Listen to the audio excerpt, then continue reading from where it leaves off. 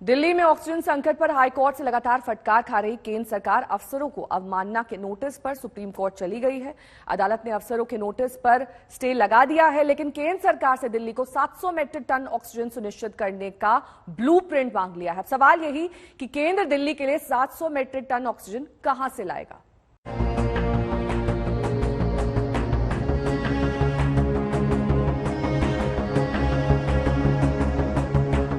दिल्ली में ऑक्सीजन का महासंकट कैसे दूर हो, कैसे दिल्ली को उसकी जरूरत की पूरी ऑक्सीजन मिले, कैसे लोगों की उखड़ती सांसों को बचाया जाए। सुप्रीम कोर्ट ने केंद्र से पॉइंट वाइज पूरा प्लान बनाने को कहा है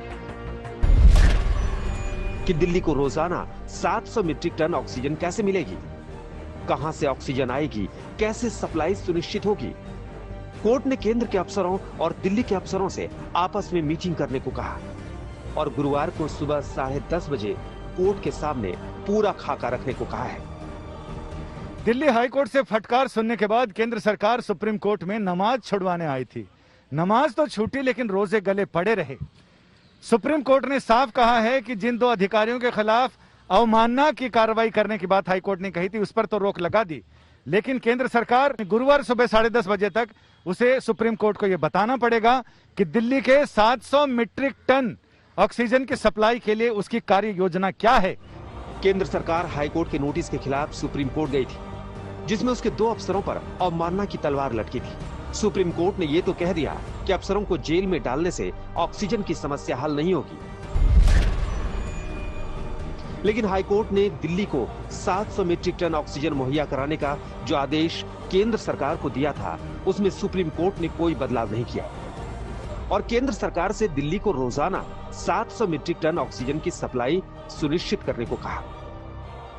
सुप्रीम कोर्ट हो या हाई कोर्ट, दोनों जगहों पर सुनवाई में अब तक यही निकला कि ये केंद्र सरकार की जिम्मेदारी है कि वो दिल्ली को उसकी जरूरत का ऑक्सीजन मुहैया करवाए।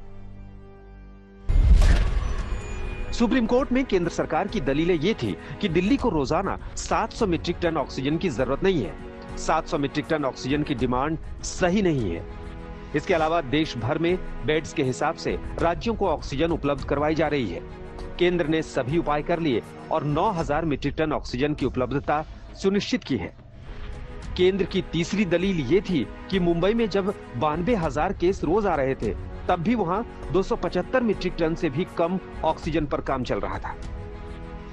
लेकिन दिल्ली को 700 मीट्रिक टन ऑक्सीजन ना देने पर केंद्र की इन दलीलों को सुप्रीम कोर्ट ने ये कहकर नहीं माना